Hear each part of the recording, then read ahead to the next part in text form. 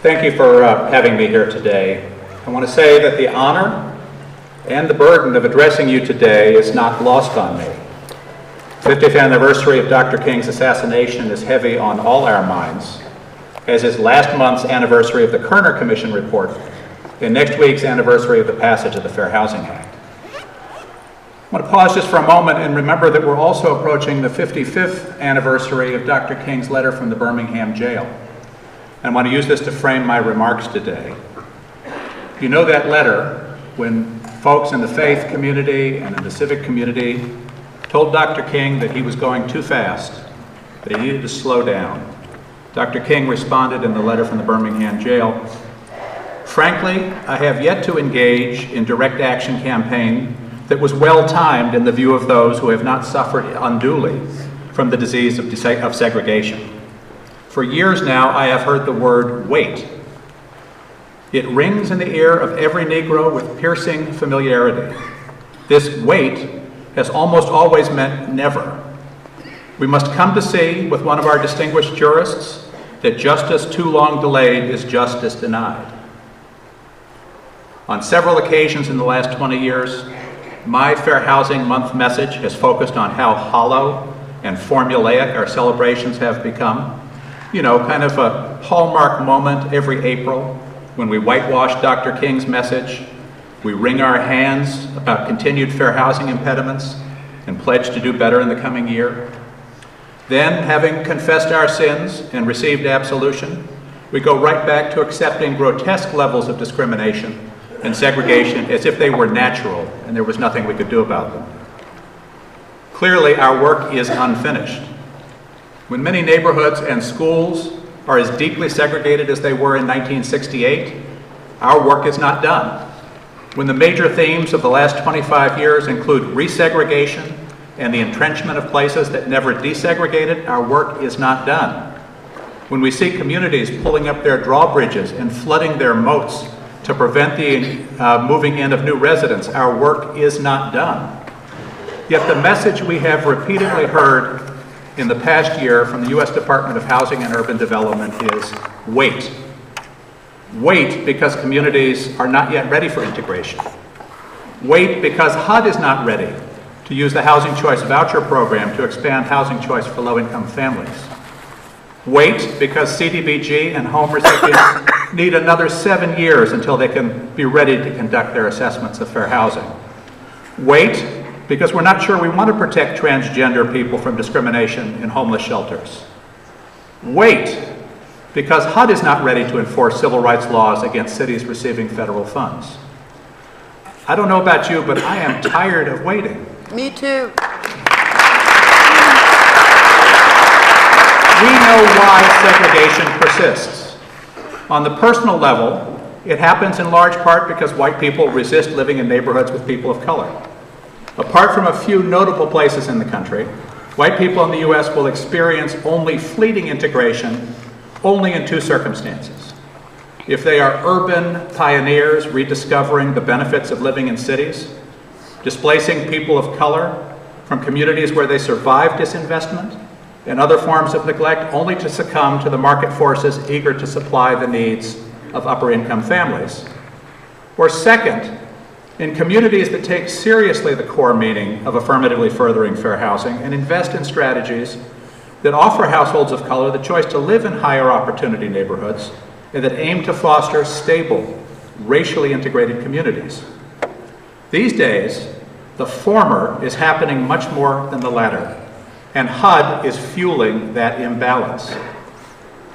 As we mark the 50th anniversary of Dr. King's assassination, and the open housing law whose birth somehow required his death, we face the monumental insult of a U.S. Department of Housing and Urban Development presiding over the deconstruction of the Fair Housing Act and the rollback of its promises. It's almost as if HUD is desecrating Dr. King's grave. It's not just the atmospherics about purging the anti-discrimination language from HUD's mission statement, which used to be to build inclusive and sustainable communities free from discrimination. It's not just about Dr. Carson calling affirmatively furthering mandated social engineering or a failed socialist experiment. Never mind the fact that segregation itself is the primary example of social engineering. 2 weeks ago, the National Community Reinvestment Coalition report reminded us that the Homeowners Loan Corporation, who redlined our communities from coast to coast, are actually the cause of continuing present-day segregation. Don't even get me started about the expensive furniture. At the same time that the Carson and Trump budget proposed to zero out CDBG and home and to cut the Public Housing Capital Fund by 2/3. It's not about the atmospherics. It's about abandoning the core mission of civil rights enforcement. It's about seeking to eliminate programs like the small area FMR demonstration program for voucher holders that would have allowed them to move into higher opportunity communities. It's about refusing to enforce the civil rights obligations of recipients like the City of Houston, whose affordable housing approval policies are and were unduly influenced by racially motivated opposition, and continuing to give funds to entities like the City of Houston. It's about eliminating fair housing planning obligations of more than 1,000 cities, counties, and states across this country. In other words, HUD currently embodies the precise evil about which Senator Brooke, a Republican from Massachusetts, warned in his floor speech leading up to the passage of the Fair Housing Act 50 years ago. He said the following: "Today's federal housing official commonly inveighs against the evils of ghetto life, even as he pushes buttons that ratify their triumph, even as he okays public housing sites in the heart of the Negro slums, releasing planning and urban renewal funds to cities dead set against integration, and approves the financing of suburban subdivisions from which Negroes will be barred." See what I mean? Sounds a lot like what HUD has been doing throughout this past year. HUD's current orientation represents a sharp break from nearly 50 years of bipartisan support for vigorous fair housing enforcement. In 1968, as you saw in the film, the Fair Housing Act would not have passed without the support of Republicans and Democrats. It took Ed Brooke and Walter Mondale. It took Everett Dirksen and Ted Kennedy. In the wake of Dr. King's assassination and the recommendations of the Carter Commission, it was George Romney, Nixon's first HUD secretary, who wanted cities to desegregate as a condition of receiving federal funds. In 1974, Republican Senator Bill Brock was the lead sponsor of the amendment to the Fair Housing Act, banning discrimination on the basis of sex. He was joined by Bob Dole, Hubert Humphrey, and George McGovern. The 1988 amendments, adding familial status and disability as protected classes, and drastically improving the fair housing enforcement process, was introduced by Hamilton Fish, a New York Republican, with the support of John Lewis and Nancy Pelosi. Ronald Reagan signed the 1988 amendments. When Jack Kemp was sworn in as HUD Secretary in 1989, he made note of how President Bush, who had just appointed him, had challenged us here, in his words, at HUD, with the obligation, indeed I consider it an opportunity, to fully, effectively, and vigorously implement the civil rights laws with regard to the new Fair Housing Act, and I pledge my best efforts in that regard. Kemp abided by that pledge, not only when he was in office, but near the end of his life when he co-chaired the National Commission on Fair Housing and Equal Opportunity with Henry Cisneros. During the George W. Bush administration, HUD dramatically expanded its enforcement of the disability protections of the Fair Housing Act. Again, you see my point. We have never had a HUD that is so transparently focused on undermining the Fair Housing Act, the affirmatively furthering obligation, and rolling back programs to expand housing choice. I think that leaves us with two obligations. I call the first resisting the rollback. HUD's lawlessness must be challenged and challenged vigorously. The second I call filling the vacuum. We must all step up as HUD deserts the stage to ensure that private enforcement efforts to stop discrimination and segregation are as vigorous as they can be, and we must continue those efforts even after HUD comes to its senses. Now, let me tell you what my firm is doing in each of these two areas, along with our allies, and challenge you to think about what you can do to celebrate this 50th anniversary of the Fair Housing Act. With respect to resisting the rollback, excuse me, we filed the case Open Communities Alliance versus Carson last fall. HUD had approved, after many years of study, something called the Small Area Fair Market Rent Rule. It was adopted to expand the purchasing power of voucher holders by increasing the fair market rents in high-cost areas. Historically, these fair market rents have been calculated crudely based on average rents in an entire metropolitan area. That approach, of course, leaves subsidy levels too low for people to live in high-opportunity areas, and as a practical matter, concentrate low-income families, very often families of color, in areas characterized by concentrated poverty and racial segregation. So after years of study, HUD promulgated a rule. After notice and comment rulemaking, listening to housing authorities, listening to low-income families, listening to advocates of all sorts, HUD promulgated the rule in 2016, requiring the use of fair market rents calculated by zip code in 24 metropolitan areas, collectively serving several 100,000 voucher holders. Having put that plan into place with an effective date of January 1st, 2018, the Carson HUD, in flagrant violation of the Administrative Procedure Act, abruptly announced in letters sent to the public housing authorities in August of 2017 that it would not require them to use the small area FMR program for at least 2 years, effectively suspending the rule without any notice, without any opportunity to comment. On behalf of 2 voucher holders and a civil rights group, we filed a complaint in the federal court in the District of Columbia and sought an injunction. On Saturday, December 23rd, just 5 days after our preliminary injunction hearing, Chief Judge Beryl Howell came to her chambers at 5:30 on a Saturday and granted our preliminary injunction, ordering HUD immediately to reinstate the small area rule meant to give these hundreds of thousands of low-income families the opportunity to move from poor, racially segregated neighborhoods to areas that provide better schools, better jobs, and greater access to community amenities. Judge Howell found that HUD lacked authority to suspend the rule and had no good reasons for the suspension. Keep in mind, 5 days after the preliminary injunction hearing, she issued a 47-page opinion. The first page of that opinion says, "This case is not about what is good housing policy. This case is about the rule of law, whether an agency effectively may suspend a duly promulgated regulation without observing the procedures and identifying relevant factual criteria that the law requires to make such a change." The balance of those 47 pages show how HUD misapplied its own regulations, to claim authority it does not possess, and to draw unwarranted conclusions from evidence that doesn't even support HUD's action.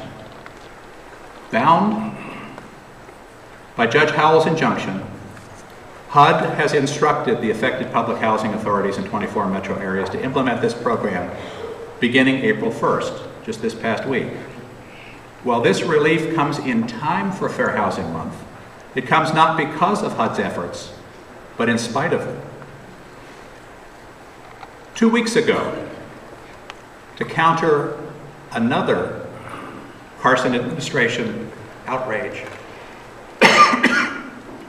we filed a complaint on behalf of the Texas Low-Income Housing Information Service, challenging HUD's failure to require the City of Houston to comply with Title VI of the Civil Rights Act and the Fair Housing Act.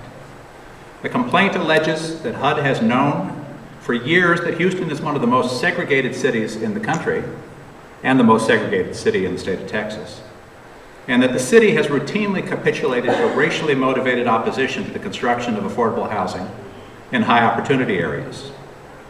In spite of that knowledge, HUD has consistently awarded Houston more than $30 million a year in block grant funding. Before President Obama left office, HUD made formal findings that the segregation in Houston was well documented and that Houston had violated Title VI by blocking development of Fountain View, an affordable housing complex in an affluent white neighborhood, and by permitting its overall affordable housing approval process to be, quote, influenced by racially motivated opposition to affordable housing. Despite that finding, and in the face of Houston's massive resistance to change, Ben Carson's HUD approved Houston's August 2017 certifications that it was complying with civil rights laws and released Houston's federal funds. Then in early March of 2018, HUD let Houston off the hook entirely by entering into a compliance agreement that allows the city to continue to receive funding without implementing any remedial measures to address the long-standing patterns of segregation in the city. The effect of HUD's actions extends far beyond Houston because it signals to other HUD recipients that they will pay no price for failing to meet their obligations under the civil rights laws. We also allege in this complaint that HUD has known for years that Houston's open ditch drainage system exposes low-income neighborhoods of color to life-threatening and health-threatening conditions on a regular basis, while it largely reserves its below-ground engineered draining systems for wealthier, whiter neighborhoods.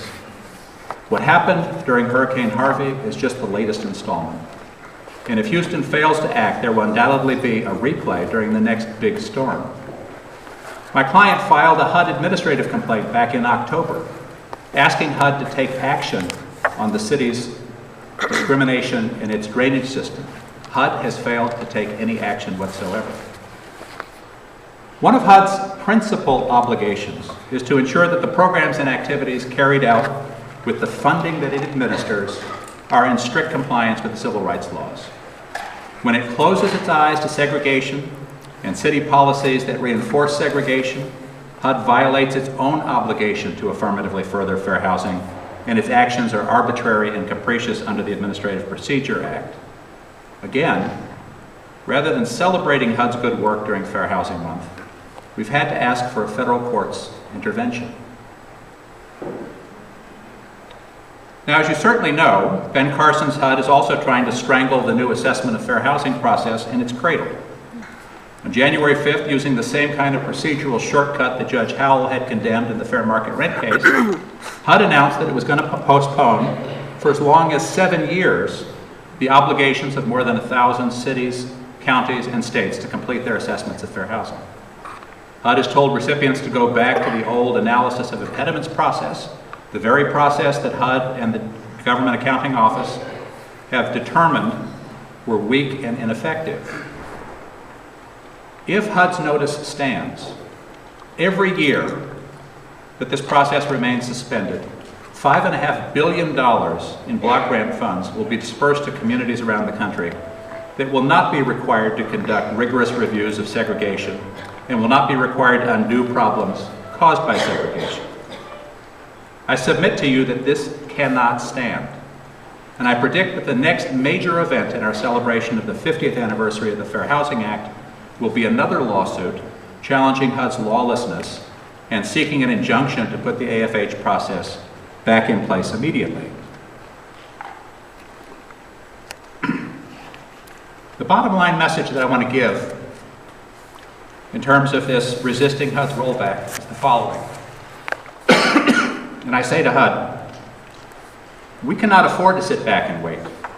If you are not prepared to lead, then prepare to get out of the way, voluntarily or by court order.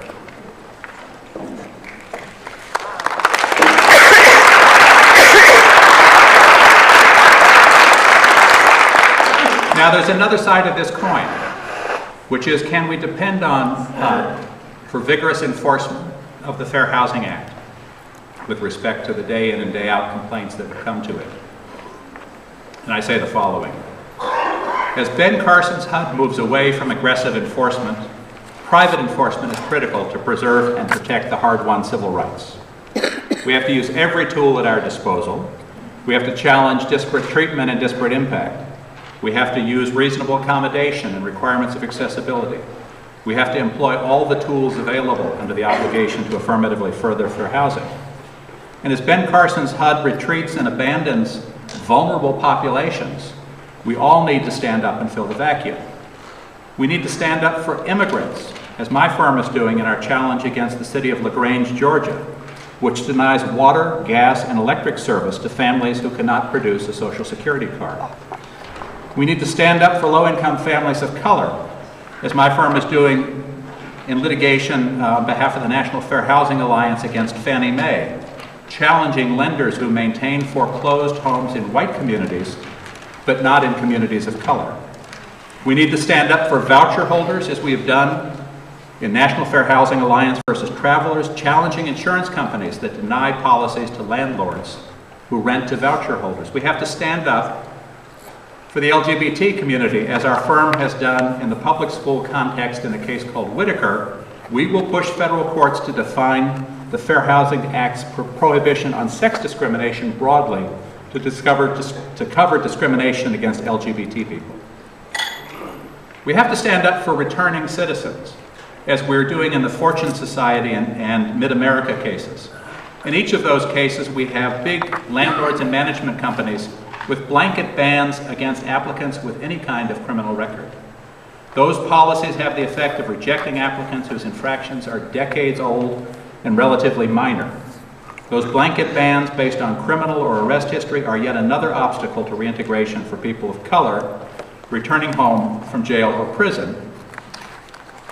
And testing has shown that African American and Latino applicants to Mid-America properties were between 2 and 12 times as likely to be prevented from finishing their applications for an apartment in that very large portfolio because of Mid-America's criminal records screening policy.